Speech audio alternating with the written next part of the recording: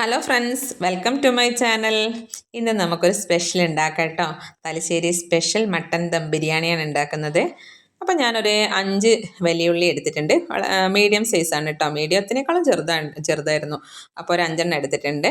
പിന്നെ അത് നന്നായിട്ട് നല്ല നേരിയതാക്കി കട്ട് ചെയ്തെടുത്താണ് കേട്ടോ. എന്നിട്ട് പിന്നെ ഓയിലിൽ ഞാൻ നന്നായിട്ട് വറുത്ത് കോരി എടുക്കുന്നുണ്ട്. അപ്പോൾ 2 ബാച്ചായിട്ടാണ് കേട്ടോ ഞാൻ ഇട്ടിട്ടുള്ളത് വലിയുള്ളി. അപ്പോൾ അത് നന്നായിട്ടൊന്ന് വറുത്തിട്ട് നമുക്കത് നല്ലോണം നല്ലോണം ഞെരടി ചേർക്കുകയാണ് കേട്ടോ വേണ്ടത് മസാലയിൽ. അപ്പോൾ നല്ല ടേസ്റ്റാണ് കേട്ടോ ഇങ്ങനെ വറുത്തിട്ട് നമ്മൾ ഉണ്ടാക്കുന്ന സമയത്ത്.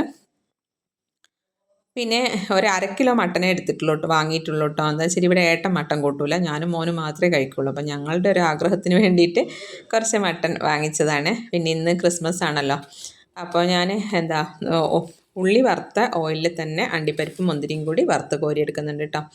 അപ്പോൾ ഇന്ന് ക്രിസ്മസ് ആയതുകൊണ്ട് തന്നെ ഞങ്ങൾക്ക് രണ്ടാൾക്കും ലീവാണ്. പിന്നെ മോനും വെക്കേഷൻ തുടങ്ങിയല്ലോ.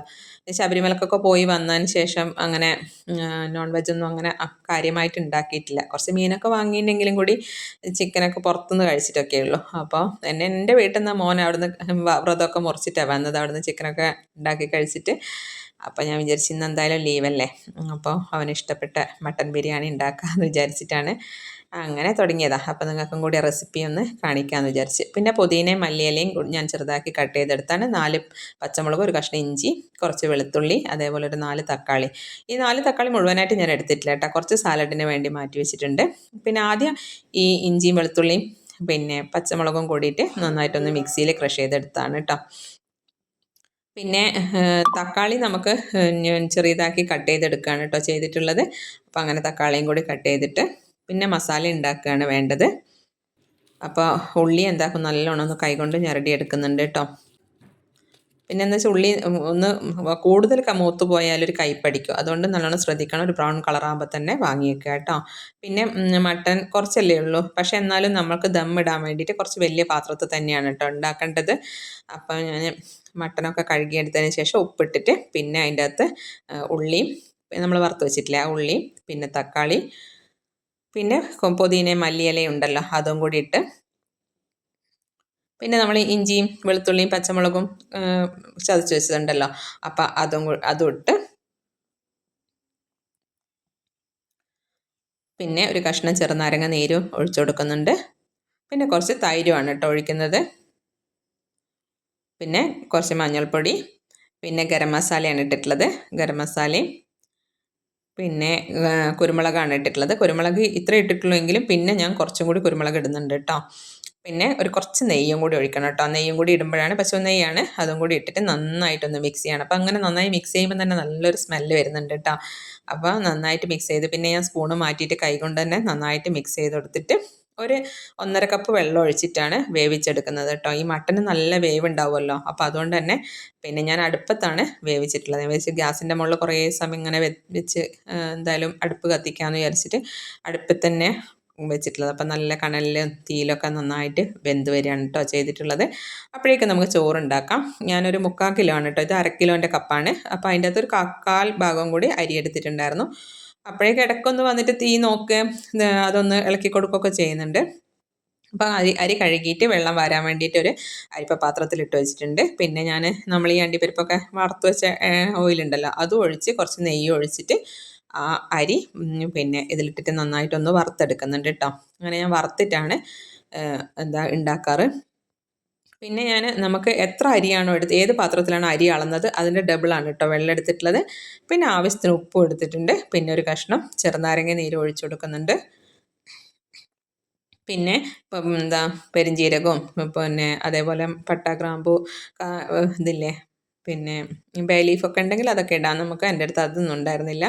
പിന്നെ അതൊക്കെ ഇട്ട് ഏലക്കായൊക്കെ ഇട്ടിട്ട് നന്നായി മിക്സ് ചെയ്തിട്ട് അടച്ചു വെക്കുകയാണ്. അപ്പോഴേക്കും തന്നെ നല്ലോണം മട്ടൻ വെന്ത് തുടങ്ങിയിട്ടുണ്ടായിരുന്നു കേട്ടോ. ഏകദേശം ഒരു 3/4 ഭാഗത്തോളം വേവായിട്ടുണ്ടായിരുന്നു. പിന്നെ ഞാൻ കുറച്ച് തേങ്ങാപ്പാലാണ് കേട്ടോ ഒഴിച്ചെടുക്കുന്നത്. ഈ തേങ്ങാപ്പാൽ നിങ്ങൾ സ്കിപ്പ് ചെയ്യരുത്, ഇതും കൂടി ഒഴിച്ചെടുക്കുമ്പോഴാണ് നല്ല ടേസ്റ്റ് വരിക കേട്ടോ. അപ്പോൾ 1/4 പാൽ മാത്രമാണ്, അപ്പോൾ അത് ഇട്ട് കൊടുത്ത് അപ്പോഴേക്കും തന്നെ നമ്മൾ ചോറ് വെന്തിട്ടുണ്ടായിരുന്നു. അപ്പോൾ ചോറൊക്കെ വെന്ത് നല്ല അടിയിൽ പിടിക്കുകയൊന്നും ചെയ്യാണ്ട് നല്ല പാകം വേവായിട്ടുണ്ടായിരുന്നു. അപ്പോഴേക്കും തന്നെ മസാലയൊക്കെ നല്ലോണം വെന്ത് ശരിയായിട്ടുണ്ടായിരുന്നു. പിന്നെ ഞാൻ ഓരോ ലെയറായിട്ടാണ് ചോറിട്ട് കൊടുക്കുന്നത്. അപ്പോൾ ആദ്യം ചോറിട്ടതിന് ശേഷം പിന്നെ കുറച്ച് ചോറിട്ടിട്ട് പിന്നെ നമ്മൾ വറുത്ത് വെച്ചിട്ടുള്ള ഉള്ളിയും പിന്നെ കുറച്ച് ഉള്ളി മാറ്റി വെച്ചിട്ടുണ്ടായിരുന്നില്ലേ, ഉള്ളിയും അതേപോലെ തന്നെ അണ്ടിപ്പരിപ്പ് മുന്തിരിയും കുറച്ച് പുതിനയിലയും മല്ലിയിലയും കൂടി ഇട്ടിട്ടുണ്ട്, കുറച്ച് ഗരം മസാല ഇട്ടുന്നുണ്ട് കേട്ടോ. പിന്നെ ബാക്കിയും കൂടി അടുത്ത ഇതിൽ അടുത്ത ലെയറായിട്ട് ഒരു ബാക്കി ചോറും കൂടി ഇടുന്നുണ്ട്. അതും കൂടി ഇട്ടിട്ട് ആ ബാക്കിയുള്ള ഉള്ളിയും അണ്ടിപ്പരിപ്പും മുന്തിരിയും പിന്നെ അതേപോലെ തന്നെ പുതിനയും മല്ലി അതിൻ്റെ ഇലയൊക്കെ ഇട്ട് കുറച്ച് നെയ്യും കൂടി ഒഴിച്ചു കൊടുക്കുന്നുണ്ട് കേട്ടോ. നെയ്യൊന്നും അധികം ഉണ്ടായിട്ടില്ല, എൻ്റെ ബിരിയാണിയിൽ വളരെ കുറച്ച് നെയ്യേ ഞാൻ ഉപയോഗിക്കുള്ളൂ. പിന്നെ ഞാൻ ദമ്മിടുകയാണ് ചെയ്യുന്നത്. ശരിക്കും മൈദ വെച്ചിട്ടൊക്കെ നമുക്ക് ആ പാത്രം ഒട്ടിക്കാം, ഞാൻ അതൊന്നും ചെയ്തിട്ടില്ല. പക്ഷേ ഒരു വെയിറ്റ് എടുത്തിട്ട് വെയിറ്റുള്ള പാത്രം കൊണ്ട് വെയിറ്റ് എടുത്ത് വെക്കുക കേട്ടോ ചെയ്തിട്ടുള്ള, എൻ്റെ അമ്മിക്കല്ല് അതിൻ്റെ മുകളിലേക്ക് എടുത്ത് വെക്കുക ചെയ്തിട്ടുള്ളത്.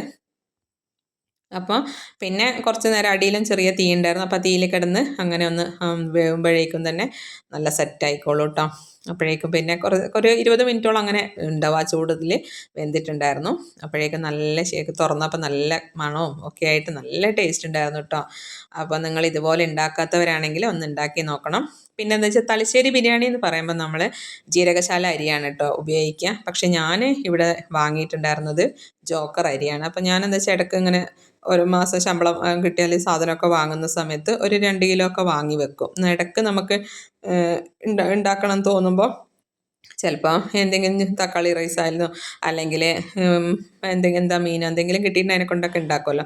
അപ്പോൾ അതുകൊണ്ട് എൻ്റെ അടുത്തുള്ള അരി അതായിരുന്നു പിന്നെ ജോക്കറാണ്. ജോക്കർ അരി എന്ന് വെച്ചാൽ നമുക്ക് എടുക്കുന്നതിൻ്റെ ഡബിൾ വെള്ളം വേണം. അതിന് വേണ്ടിയിട്ട് ജീരകശാല അരിയാണെങ്കിൽ 1 കപ്പിന് 1.5 കപ്പ് വെള്ളം മതി, വേഗം വെന്ത് കിട്ടുന്നതാണ് കേട്ടോ. അപ്പോൾ ഇത് പിന്നെ കുക്കറിൽ ഇട്ട് 2 വിസിൽ ഇട്ടിട്ട് പെട്ടെന്ന് തന്നെ തുറന്നാൽ നല്ല പാകത്തിനുള്ള വേവായി വരും. പിന്നെ ഇത് എന്താ പറയുക, ഇതൊക്കെ എടുത്ത് വെച്ച് വിളമ്പി നല്ല ടേസ്റ്റുള്ളൊരു ബിരിയാണി ആയിരുന്നു. ഇതുപോലെ ചെയ്യാത്തവരെന്തായാലും ഒന്ന് ചെയ്ത് നോക്കണം. എൻ്റെ ഒരു വീഡിയോ ആദ്യമായിട്ട് കാണുന്നവരാണെങ്കിൽ സബ്സ്ക്രൈബ് ചെയ്യാൻ മറക്കരുത്. അഭിപ്രായങ്ങളും നിർദ്ദേശങ്ങളൊക്കെ പറയാൻ വേണം. അതുപോലെ തന്നെ ലൈക്ക് ചെയ്യാനും ഹൈപ്പ് ചെയ്യാനും മറക്കരുത് കേട്ടോ. അപ്പോൾ ഏട്ടൻ മട്ടൻ കൂട്ടൂല, അതുകൊണ്ട് തന്നെ ഏട്ടൻ എന്താ ചെയ്യുക, അതിൻ്റെ ചോറ് മാത്രം എടുത്തിട്ട് മീൻകറി ഉണ്ടായിരുന്നു. അപ്പോൾ ആൾ ഇന്നലത്തെ മീൻകറിയൊക്കെ കൂട്ടിയിട്ട് കഴിക്കുകയാണ് ചെയ്തിട്ടുള്ളത്. ഞാനും മോനും മാത്രമേ കഴിച്ചിട്ടുള്ളൂ കേട്ടോ. അപ്പോൾ പിന്നെ നല്ല ടേസ്റ്റ് ഉണ്ടായിരുന്നു. എന്തായാലും പിന്നെ ഇതേപോലെ ഒന്ന് ചെയ്തിട്ട് അഭിപ്രായങ്ങളൊക്കെ അറിയിക്കണേ മറക്കാണ്ട്. അപ്പോൾ ഇന്നത്തെ ദിവസം നല്ല ഒരു ക്രിസ്മസ് ദിവസമായിട്ട് കടന്നുപോയി. അപ്പോൾ എല്ലാവർക്കും ഒരിക്കൽ കൂടി ക്രിസ്മസ് ആശംസകൾ അറിയിച്ചുകൊണ്ട് നിർത്തുകയാണ് കേട്ടോ. അപ്പോൾ ഇത്ര സമയം എൻ്റെ വീഡിയോ കണ്ടതിന് ഒരുപാട് നന്ദി. ഓക്കേ.